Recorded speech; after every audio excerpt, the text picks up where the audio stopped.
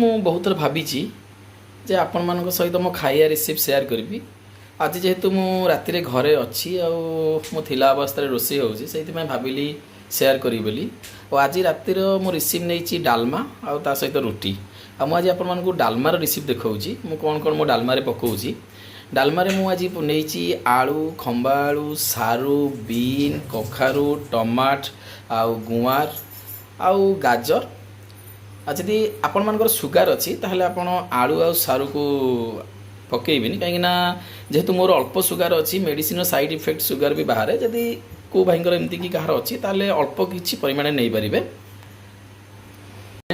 ଦେଖନ୍ତୁ ପରିବାକୁ ପୁରା କଭର ଦେଇଛେ। ଆଉ ପରିବାର 80% ହେଇଗଲା ପରେ ଆମେ ଏପଟେ ବାଇଗଣ ଆଉ ଟମାଟୋକୁ ଆଡ଼୍ କରିବା। ଆଉ ଆଜି ଆମେ ସାଙ୍ଗମାନେ କିଛି ରୋଷେଇ ଭିତରେ ଆମେ କିଛି କଥା ହେବା। ଆଉ ଟିକେ ଦେଖନ୍ତୁ ମୋ ପୁଅ କେମିତି ଆମ ପାଖରେ ରୋଷେଇ ଆସିକି ଦେଖୁଛି। ଆଉ ଗୋଟେ କଥା ଜାଣିଛନ୍ତି ଆପଣମାନେ, ଆଜି ସେ ସ୍କୁଲରୁ ଆସିଲା ବେଳେ ବହୁତ ଓଦା ହେଇଯାଇଥିଲା। ଯେହେତୁ ଓଦା ହେଇଥିଲା ତା ବହି ପତ୍ର ପୁରା ଓଦା ହେଇଥିଲା ଆଉ ଫ୍ୟାନରେ ସେ ପୁରା ଶୁଖେଇ ଦେଇଛି। ଆଉ ବହୁତ ପୁରା ଭିଜିକି ଥିଲା। ଟିକେ ଦେଖିବା କ'ଣ ଚାଲିଛି। ଆଉ ଚାମଚ ଟିକେ ତାକୁ ଏପଟ ସେପଟ କରିଦେବା, କାହିଁକିନା ତଳ ତ ଲାଗିନଥିବ, ତଥାପି ଟିକେ ତାକୁ ଟିକେ ତାକୁ ଏପଟ ସେପଟ କରିଦେବା। ହୁଏ ତ ଆଳୁ ଫାଳୁ ପୁରା ସିଝିଗଲାଣି। ଆଉ ହଁ, ସବଜିରେ ନା ଆଳୁ ବହୁତ କମ୍ ସେୟାର କରିବେ, କାହିଁକିନା ଆମେ ଯେଉଁ ପ୍ରକାର ମେଡ଼ିସିନ ଖାଉଛେ ତାର ସାଇଡ଼୍ ଇଫେକ୍ଟ ଥାଏ। ସେଥିପାଇଁ ଆଳୁ, ସାରୁ ଯେଉଁଟା କାର୍ବୋହାଇଡ୍ରେଟ୍ ଖାଦ୍ୟ ସେଇଟା ଟିକେ କମ୍ କରିବେ। ସାଙ୍ଗମାନେ ଏଇ ଭିତରେ ନା ମୋ ଟ୍ରାନ୍ସପ୍ଲାଣ୍ଟକୁ ବର୍ଷେ 9 ମାସ ହେଇଗଲାଣି। ଆଶା ତ ନଥିଲା, କିନ୍ତୁ ଯାହା ଭଗବାନଙ୍କ କୃପାରୁ ବର୍ଷେ 9 ମାସ ହେଇଗଲାଣି। ଆଉ 2-3 ମାସ ପରେ 2 ବର୍ଷ ହେଇଯିବ। ବହୁତ ଭଲ ଅଛି। ଆଉ ମୁଁ ତ ଜାଣିନଥିଲି କେବେ ମୋର ଟ୍ରାନ୍ସପ୍ଲାଣ୍ଟ ହେଇକି ପୁଣି ବର୍ଷେ 9 ମାସ ହେବ। ଭଗବାନଙ୍କର ଆଶୀର୍ବାଦରୁ ବହୁତ ଭଲ ଅଛି। ଆଉ ଆଶା କରେ ଆପଣମାନେ ସମସ୍ତେ ଭଲରେ ଥିବେ, କାହିଁକିନା ଏ ରୋଗ ଯାହାକୁ ହେଇଛି ସିଏ ତ ଜାଣିଛି କେତେ କେୟାରରେ ଚଳିବ, କେମିତି ଚଳିବ। ଆଉ ସମସ୍ତେ ସେଫ୍ ରୁହନ୍ତୁ, ଭଲସେ ଭଲ ଖାଆନ୍ତୁ।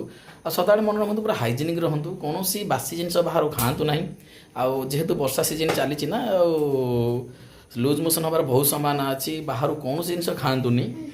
ତେବେ କଥା ହେଲା ମଝିରେ ମଝିରେ ଆମେ ରୋଷେଇକି ବି ଟିକେ ଧ୍ୟାନ ଦେବା, କାହିଁକିନା ନହେଲେ ଏପଟେ ପୋଡ଼ିପାଡ଼ି ଯିବ, ମୁଳୁରୁ ଯିବ।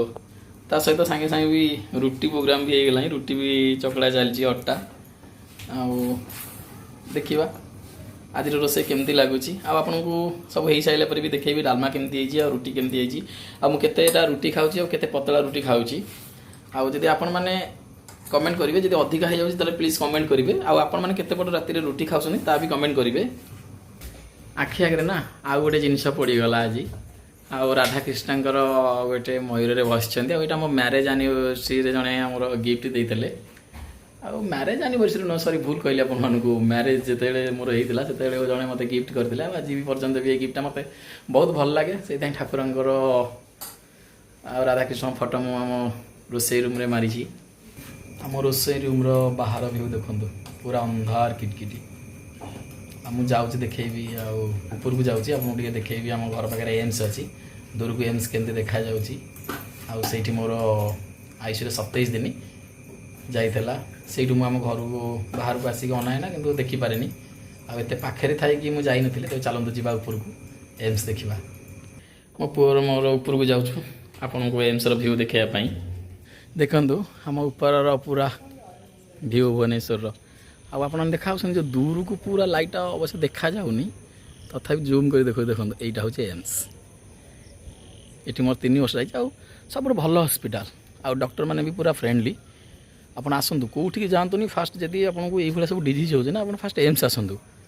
ଆଉ ସମସ୍ତଙ୍କୁ ବି କୋଅପରେଟ୍ କରନ୍ତୁ, ଆଉ ସମସ୍ତେ ବି କୁହନ୍ତୁ ଏମ୍ସ ଆସନ୍ତୁ, କାହିଁକିନା ଏ ରୋଗରେ ଆମେ ବାହାରେ ଆଫୋର୍ଡ଼ କରିପାରିବାନି। ଦେଖନ୍ତୁ ପୁରା ମୁନ୍ ପୁରା ଭୁବନେଶ୍ୱରକୁ ଅନେଇକି ରହିଛି। ପୁରା ରାତିର ଅନ୍ଧକାର ଭିତରେ ପୁରା ଏମିତି ସୁନ୍ଦର ଦେଖାଯାଉଛି। ଜୀବନରେ ତ ପୁରା ଅନ୍ଧକାର ଆସିଥିଲା, ଆଉ ଆଲୁଅ ଆସିବ କି ନାହିଁ ତ ଆମେ ଜାଣିନଥିଲେ। ଯାହାକୁ ଏ ଜିନିଷ ଏ ରୋଗ ହେଇଛି ନା, ସିଏ ବି ସମସ୍ତେ ଭାବିଥିବେ। ଏଥିରୁ କେତେଜଣ ମୁକୁଳୁଛନ୍ତି, କେତେଜଣ ବି ମୁକୁଳି ପାରୁନାହାନ୍ତି। କାହିଁକିନା ଫାଷ୍ଟ ନା କିଡ଼ନୀ ଟ୍ରାନ୍ସପ୍ଲାଣ୍ଟ ତ ଆପଣଙ୍କୁ ଗୋଟେ କିଡ଼ନୀଟେ ଦରକାର ନା, କେତେଜଣ ଭାଗ୍ୟରେ ଥାଏ କିଡ଼ନୀ। ଆଉ ବିଶେଷ କରି ଫ୍ୟାମିଲିରେ ବି ତ ମିଳିବା ବହୁତ କଷ୍ଟକର ହେଇଯାଏ, କାହିଁକିନା ମ୍ୟାଚିଂ କରେନି। ଆଉ ସି ହିଁ ଭାଗ୍ୟବାନ ଯିଏ ଯାହାର ମ୍ୟାଚିଂ କରେ ଭଗବାନଙ୍କର ଗୋଟେ ଦ୍ୱିତୀୟ ବରଦାନ ସହିତ ସଦୃଶ।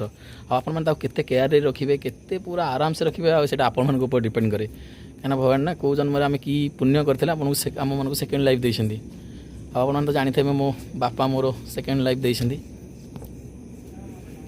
ତେବେ ଠିକ୍ ଅଛି, ଚାଲନ୍ତୁ ତଳକୁ ଯିବା। ପୁରା ଡାଲମା ରେଡ଼ି। ଆଉ ଡାଲମା ନା ସବୁଠୁ ବେଷ୍ଟ ପାର୍ଟ ହେଉଛି ଲାଷ୍ଟ ପାର୍ଟଟା। କ'ଣ କହିଲେ? ଛୁଙ୍କଟା। ଯଦି ଛୁଙ୍କଟା ଭଲସେ ଦେନା ନା ଡାଲମାଟା କେବେ ଭଲ ଲାଗେନି। ତ ଚାଲନ୍ତୁ ଛୁଙ୍କର ପ୍ରିପାରେସନ୍ କରିବା। ସାଙ୍ଗମାନେ ଛୁଙ୍କ ପାଇଁ ଦେଖ ମୁଁ କ'ଣ କ'ଣ ନେଇଛି। ଏଇଟା ହେଉଛି ଘର ତିଆରି ମସଲା। ମୁଁ ତ ବାହାର ମସଲା ଆମେ ଖାଇବା ଆମକୁ ମନା, ସେଥିପାଇଁ ଘରେ ପୁରା ସବୁ ପ୍ରକାର ମିଶିକି ଏଇଟା ଘରେ ଗୋଟେ ମସଲା ତିଆରି କରାହେଇଛି। ଆଉ ପଞ୍ଚ ଫୁଟଣ, ଆଉ ଏଇଟା ଜିରା, ଆଉ ଶୁଖିଲା ଲଙ୍କା ଗୁଣ୍ଡ। ଶୁଖିଲା ଲଙ୍କା ଖାଇବା କଥା ନୁହଁ, ଜଷ୍ଟ ଅଳ୍ପ।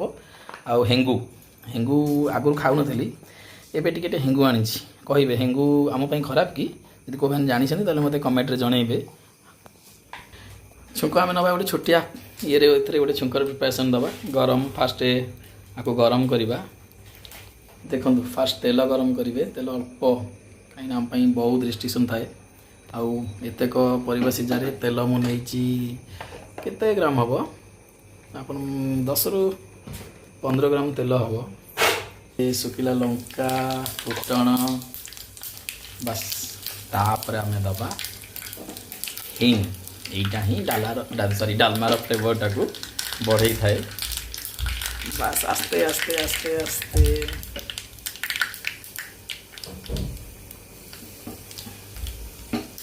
ଜାଳ ଆଉ ଟିକେ ହାଇ ବାସ୍ ବାସ୍। ତାପରେ ଆମେ ତାକୁ କଭର କରିଦେବା, କାହିଁକିନା କଭର କଲେ ନା ତାର ଯେଉଁ ଗ୍ୟାସଟା ନା ସେ ଭିତରେ ସେ ରହିବ। ତାପରେ ତା ଉପରେ ଆମେ ଦେବା ଜିରା ଗୁଣ୍ଡ, ଲଙ୍କା ଗୁଣ୍ଡ, ତାପରେ ଘର ତିଆରି ଗରମ ମସଲା।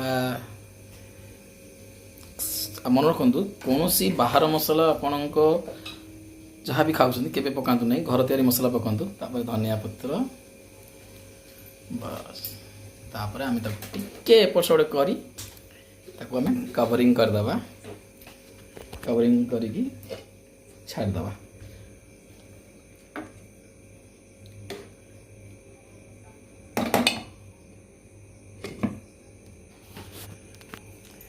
ତାପରେ ଆମେ ରୁଟିର ପ୍ରିପାରେସନ୍କୁ ଯିବା।